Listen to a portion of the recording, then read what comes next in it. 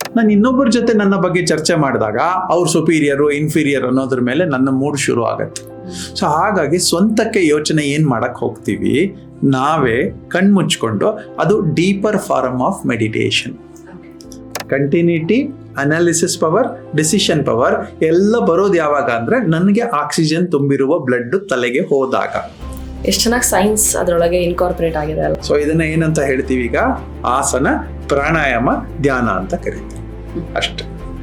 ಈ ಪೋಸ್ಟರ್ಸ್ ಹಾಗಿದ್ರೆ ಮಾಡಿದ್ರೆ ಈ ಕಾರ್ಪೊರೇಟ್ಸ್ ಅವರು ತುಂಬಾ ಹೊತ್ತು ಕೂತ್ಕೊಂಡಿರ್ತಾರೆ. ಎನಿಬಡಿ ಫಾರ್ ದಟ್ ಮ್ಯಾಟರ್, ಬರೀ ಕಾರ್ಪೊರೇಟ್ಸ್ ಅಂತಲ್ಲ, ತುಂಬಾ ಹೊತ್ತು ಕೂತು ವರ್ಕ್ ಮಾಡೋರಿಗೆ ತುಂಬಾ ಹೆಲ್ಪ್ ಆಗುತ್ತಲ್ವಾ ಇದು? ಇದನ್ನ ಮಾಡಿಸೋದೇ ಅದಕ್ಕೆ.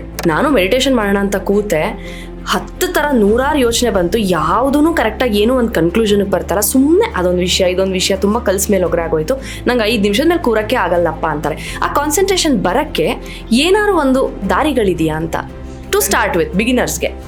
5 ನಿಮಿಷ ಕೂತ್ಕೊಳ್ಳೋಕ್ಕಾಯ್ತಲ್ಲ, ಅದೇ ಕಾನ್ಸಂಟ್ರೇಷನ್ ಅಲ್ವಾ?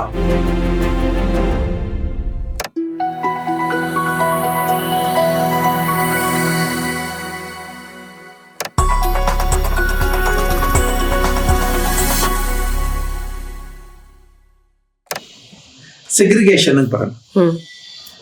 ಸೆಗ್ರಿಗೇಷನ್ ಅಂತಂದ್ರೆ ನನಗೆ ಎಷ್ಟು ಯೋಚನೆಗಳು ಬರಬಹುದು ಅಥವಾ ನಿಮಗೆ ಎಷ್ಟು ಯೋಚನೆಗಳು ಬರಬಹುದು. ನಿಮಗೆ ಸ್ವಂತದ ಯೋಚನೆ ಬರುತ್ತೆ, ಹೌದು, ಆರೋಗ್ಯದ ಯೋಚನೆ ಬರುತ್ತೆ, ಹಣದ ಯೋಚನೆ ಬರುತ್ತೆ. ನಾಳೆ ಏನಪ್ಪಾ ಪೇಮೆಂಟ್ ಮಾಡ್ಬೇಕು, ನೆಕ್ಸ್ಟ್ ಮಂತ್ಗೆ ಏನಪ್ಪಾ, ಎಲ್ಲೆಲ್ಲಿ ಕಟ್ಬೇಕಪ್ಪ, ಎಲ್ಲಿಂದ ಬರುತ್ತೆ, ಎಲ್ಲಿ ಖರ್ಚು ಮಾಡ್ಬೇಕು, ಪ್ರಯಾರಿಟಿ ಏನು, ಇದೆಲ್ಲ ಬರುತ್ತೆ. ಯಾವ ಡಾಕ್ಟರ್ ಹತ್ರ ಹೋಗ್ಬೇಕು, ಯಾವ ಎಪಿಸೋಡ್ ಮಾಡ್ಬೇಕು. ಸೊ ಒಂದು ಪರ್ಸನಲ್, ಒಂದು ಪ್ರೊಫೆಷನಲ್, ಖಂಡಿತ ಎರಡು ಬರುತ್ತೆ. ನಾನು ಯಾರ ಹತ್ರ ಮಾತಾಡಿದ್ದೆ, ಅವ್ರ ಹತ್ರ ಮತ್ತೆ ಯಾವತ್ ಕನೆಕ್ಟ್ ಆಗ್ಬೇಕು, ಎಡಿಟ್ ಮಾಡಿಸೋದು ಯಾವಾಗ, ಅಪ್ಲೋಡ್ ಮಾಡೋದು ಯಾವಾಗ, ಅವ್ರು ರಜೆ ಹಾಕಿದ್ರೆ ಏನು, ಇದೆಲ್ಲ ಬರುತ್ತೆ ಅಲ್ವಾ? ನಿಮ್ಮ ಕಂಟಿನ್ಯೂಟಿ ಅದು. ಮನೆಗೆ ಹೋದ್ರೆ ಇಲ್ಲಿಂದ ಇಲ್ಲಿ ಮುಗಿತಾ ಇದೆ, 7 ಗಂಟೆ ಆಯ್ತಪ್ಪ, ಮನೆಗೆ ಹೋಗಿ ಏನಪ್ಪ ಅಡಿಗೆ ಮಾಡ್ಲಿ ಅಲ್ವಾ? ಅಡಿಗೆ ಮಾಡೋಕೆ ಪದಾರ್ಥ ಇದೆಯಪ್ಪ, ಆ ಪದಾರ್ಥ ಮನೇಲೇ ಇದೆಯಾ, ಗ್ಯಾಸ್ ಇದೆಯಾ, ಮನೆಗೆ ಹೋದಾಗ ಕೀ ಇದೆಯಾ, ಕೀ ಆಫೀಸಲ್ಲಿ ಮರ್ತಿದ್ದೀನಾ, ಮನೇಲಿ ಯಾರಾದ್ರೂ ಇದ್ದಾರಾ, ಮಕ್ಳು ಏನ್ ಮಾಡ್ತಾ ಇದ್ದಾರೆ, ಇದು ಮನೆ ಯೋಚನೆ. ಎಲ್ಲವೂ ಸ್ವಂತಕ್ಕೆ ಸಂಬಂಧಪಟ್ಟದ್ದು. ನಮ್ಮ ಕನೆಕ್ಟೆಡ್ ಪಾಶಗಳು ಹೊರಗೆ, ಕೊಂಡಿಗಳು ನಮ್ಮೊಳಗೆ. ಈ ಕೊಂಡಿಗಳನ್ನ ಸೇರಿಸ್ಕೋತಾ ಹೋಗ್ತೀವಿ. ಇಲ್ಲಿ ಈ ಯೋಚನೆಯನ್ನ ಅಲ್ಲಿದ್ದಾಗ್ಲೇ ಮಾಡ್ಬೇಕಾ ಅಥವಾ ಇಲ್ಲಿದ್ದಾಗ್ಲೂ ಮಾಡ್ಬೋದಾ? ಇಲ್ಲಿದ್ದಾಗ್ಲೂ ಮಾಡ್ಬೋದು. ಈಗ ಈ ಯೋಚನೆಗಳು ಬರ್ತಾನೆ ಇದೆ. ಪ್ರಶ್ನೆ, ಕಣ್ ಬಿಟ್ಕೊಂಡ್ ಮಾಡ್ತೀವ, ಕಣ್ ಮುಚ್ಕೊಂಡ್ ಮಾಡ್ತೀವ? ಕಣ್ ಬಿಟ್ಟಾಗ ಡೈವರ್ಷನ್ಸ್ ಜಾಸ್ತಿ. ಹಾಗಾಗಿ ಕಣ್ ಮುಚ್ಚಿದಾಗ ನಾವು ಪ್ಲಾನ್ ಮಾಡ್ಕೋತೀವಿ, ನನ್ನ ಆರೋಗ್ಯದ ವಿಷಯ ಯೋಚನೆ ಮಾಡ್ತೀನಪ್ಪ ಅಂತ ಹೇಳ್ತೀನಿ, ಆಯ್ತಾ? ಅವಾಗ ಅದ್ರ ಬಗ್ಗೆನೇ ಯೋಚನೆ ಮಾಡ್ತಾ ಹೋಗ್ತೀನಿ. ನಾನು ಹೆಂಗೆ ರೆಕ್ಟಿಫೈ ಮಾಡ್ಕೊಳ್ಳಿ, ನಂಗೆ ಏನೇನೋ ಇದೆ, ನನ್ನ ಹಾರ್ಟ್ ಪ್ರಾಬ್ಲಮ್ ಇತ್ತು, ಕಿಡ್ನಿ ಪ್ರಾಬ್ಲಮ್ ಇತ್ತು, ಪ್ರೋಸ್ಟೇಟ್ ಪ್ರಾಬ್ಲಮ್ ಇತ್ತು, BP ಇದೆ, ಶುಗರ್ ಇದೆ. ನಾರ್ಮಲ್ ಹ್ಯೂಮನ್ ಬೀಯಿಂಗ್ ಏನೇನು ಇದೆಲ್ಲ ಕಿರೀಟಗಳು ಬರ್ಬೋದು, ಅದೆಲ್ಲ ಇದೆ. ಈಗ ನಾನು ಕೂತ್ಕೊಂಡು ಯೋಚನೆ ಮಾಡ್ತೀನಿ, ನನಗೆ ಯಾವ್ಯಾವುದರಿಂದ ಇದಾಯ್ತು, ಡಯಟ್ ರೆಕ್ಟಿಫಿಕೇಶನ್ ಹೇಗ್ ಮಾಡ್ಕೊಳ್ಳಿ, ವಾಕಿಂಗ್ ಎಷ್ಟು ಮಾಡ್ಲಿ, ಯೋಗ ಎಷ್ಟು ಮಾಡ್ಲಿ ಅಂತ ಎಲ್ಲ ಹುಡುಕೋತೀನಿ.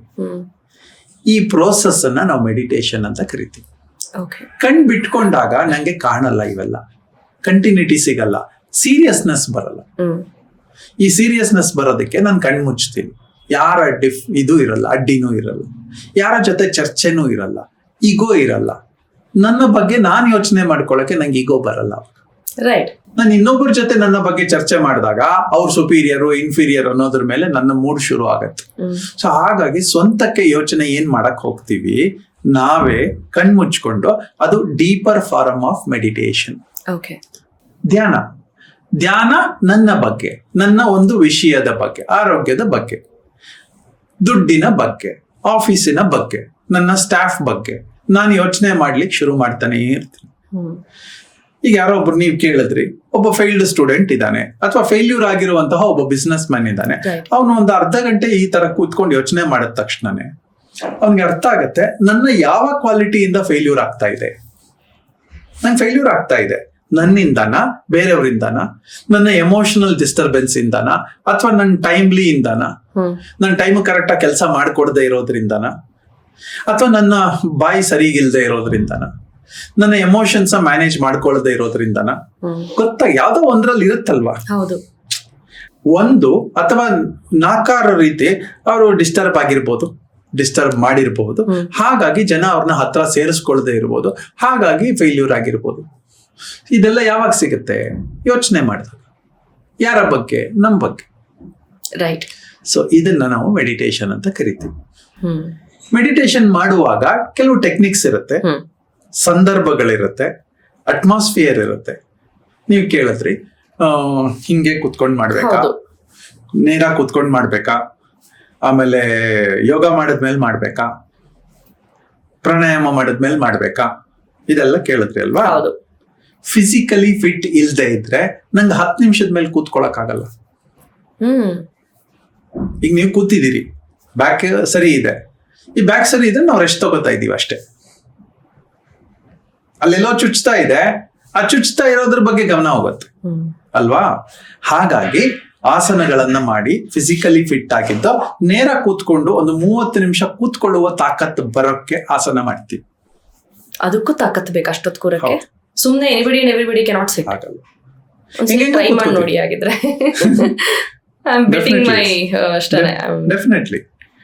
ಸೊ ತಾಕತ್ ಬೇಕು. ಬೆನ್ನು ನೇರ ಕೂತ್ಕೊಳ್ಳಕ್ಕೆ, ಅರ್ಧ ಗಂಟೆ ಕೂತ್ಕೊಳ್ಳಕ್ಕೆ ಒಂದು ತಾಕತ್ ಬೇಕು. ಆ ತಾಕತ್ತಿನ ತಯಾರಿಯೇ ಆಸನಗಳು.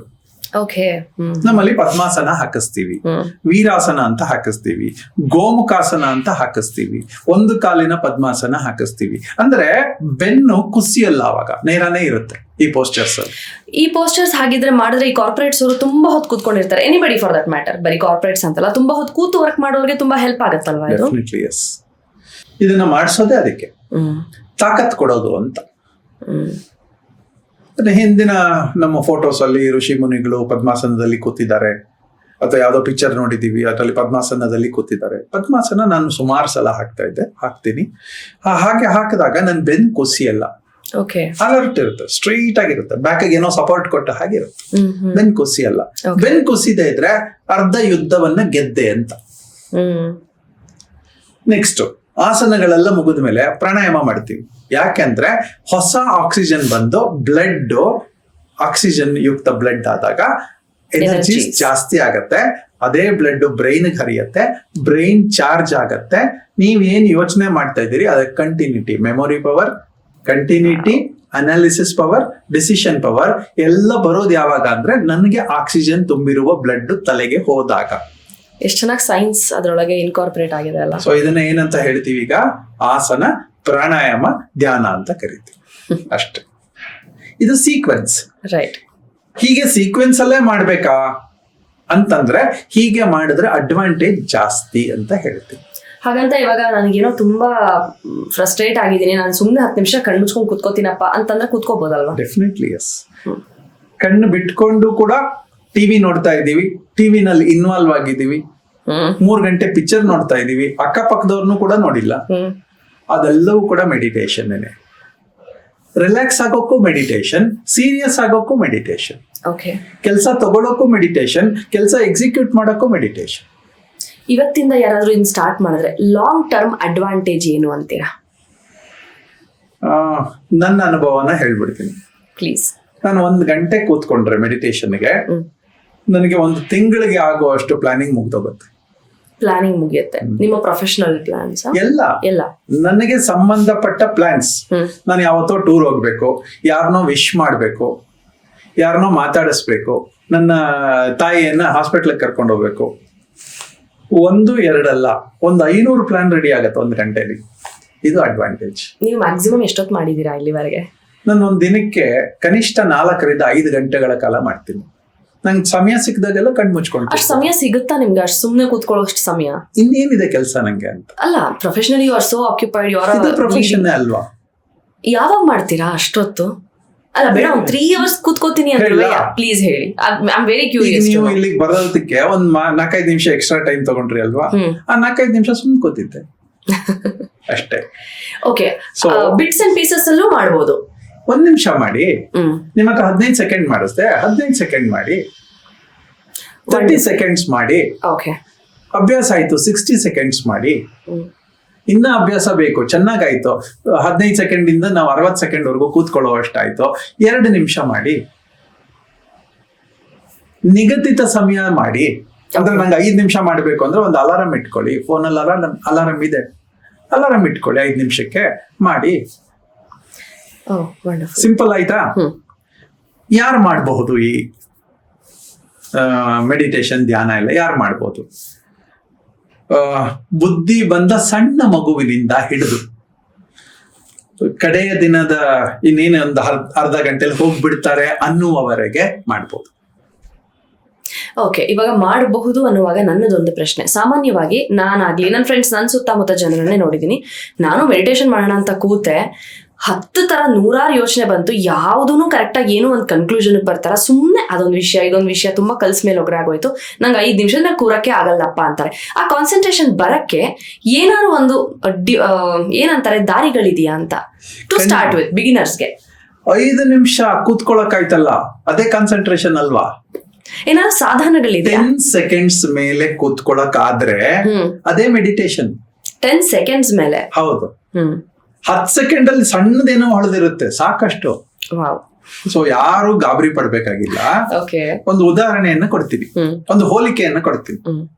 ಒಂದು ಹೈಲಿ ಟ್ರಾಫಿಕ್ ಜಂಕ್ಷನ್ ಇದೆ, ಅದರ ಪಕ್ಕದಲ್ಲಿ ನಿಮ್ಮ ಬಿಲ್ಡಿಂಗ್ ಇದೆ, ರಸ್ತೆಯ ಆ ಬದಿಯಲ್ಲಿ ರಸ್ತೆಯಲ್ಲಿ ಟ್ರಾಫಿಕ್ ಇದೆ. ಈಗ ಅವರೆಲ್ಲ ಕೆಲಸ ಮಾಡ್ತಾ ಇಲ್ವಾ? ಇಷ್ಟು ಟ್ರಾಫಿಕ್, ಇಷ್ಟು ಡಿಸ್ಟರ್ಬೆನ್ಸ್, ಇಷ್ಟು ಶಬ್ದಗಳ ಮಾಲಿನ್ಯದ ಮಧ್ಯದಲ್ಲಿ ಅವ್ರು ಕೆಲಸ ಮಾಡ್ತಾ ಇಲ್ವಾ? ಸಪೋಸ್ ಒಂದು ಮನೆ ಇದೆ ಅಂತ ಅನ್ಕೋಣ. ಇವಾಗ ನಮ್ಮ ಬೆಂಗಳೂರಿನಲ್ಲಿ ಚಿಕ್ಕಪೇಟೆ, ಬಳೆಪೇಟೆ ಎಲ್ಲ ಹೋದ್ರೆ, ಅಥವಾ ಇಲ್ಲಿ ನಮ್ಮ ಅಂಥದ್ದೇ ರಸ್ತೆಗಳಲ್ಲಿ ಹೋದ್ರೆ, ಅಶೋಕ ರೋಡ್ ಎಲ್ಲ ಹೋದ್ರೆ, ಅಲ್ಲಲ್ಲೇ ಮನೆಗಳು ಇದೆ, ಸಿಕ್ಕಾಪಟ್ಟೆ ಟ್ರಾಫಿಕ್ ಇದೆ, ಬಿಸ್ನೆಸ್ ಸೆಂಟರ್ಸ್. ಆದ್ರೆ ಅವರಿಗೆ ಯಾರು ಬರ್ತಾರೆ ಅವರ ಬಗ್ಗೆ ಅಷ್ಟೇ ಗಮನ ಇರುತ್ತೆ ಅವ್ರಿಗೆ, ಅಲ್ವಾ? This is flood of thoughts ಅಂತ. ಫ್ಲಡ್ ಅಂತಂದ್ರೆ ಒಂದು ಅಲೆ ಹೊಡ್ಕೊಂಡ್ ಬರುತ್ತೆ ಥಾಟ್ಸ್ದು. ಬೇಕಿರೋದು, ಬೇಡದೇ ಇರೋದು, ನನಗೆ ಸಂಬಂಧಪಟ್ಟದ್ದು, ಪಡೆದೇ ಇರೋದು, ಜಗತ್ತಿನಾದ್ಯಂತ ಟ್ರಂಪ್ ಏನ್ ಮಾಡ್ತಾ ಇದ್ದಾನೆ, ಪುತಿನ್ ಏನ್ ಮಾಡ್ತಾ ಇದ್ದಾನೆ, ಎಲ್ಲ ಬರುತ್ತೆ. ಬರ್ಬೇಕು ಅಂತಾನೆ ನಾ ಹೇಳೋದು. ಬರ್ಬೇಕು, ಅಲೆಗಳು ಬರ್ಬೇಕು. ಈ ಅಲೆಗಳಲ್ಲಿ ನನಗೆ ಬೇಕಾದ ಪದಾರ್ಥ, ವಿಷಯ ಯಾವ್ದು ಅಷ್ಟು ಮಾತ್ರ ನಂಗೆ ಪಿಕ್ ಮಾಡಕ್ಕೆ ನನ್ನ ಮನಸ್ಸು 2 ಭಾಗ ಮಾಡ್ಕೋಬೇಕು. ಭಾಗ 1 ನನಗೆ ಬೇಡದೇ ಇರುವುದು, ಭಾಗ 2 ನನಗೆ ಬೇಕಿರುವುದು. ಇಷ್ಟೇ ಮಾಡ್ಕೋಬೇಕು. ಇದು ಕೂತ ತಕ್ಷಣ ಆಗತ್ತೆ, ಕಣ್ಮುಚ್ಚಿದ ತಕ್ಷಣ ಆಗೇ ಆಗತ್ತೆ. ಈ ಕೂತ ತಕ್ಷಣ ಡಿಸ್ಟರ್ಬ್ ಆಯ್ತು ಅಂತಾರಲ್ಲ, ಆ ಡಿಸ್ಟರ್ಬೆನ್ಸ್ ಅಲ್ಲ, ಅದು ಅಲೆಗಳ ರಭಸ. ಅದು ಅಲ್ಲಿ ಬಿಡಬಾರ್ದು. ಅವಾಗ ಕಣ್ಮುಚ್ಚಿರಿ ಅಷ್ಟೇ.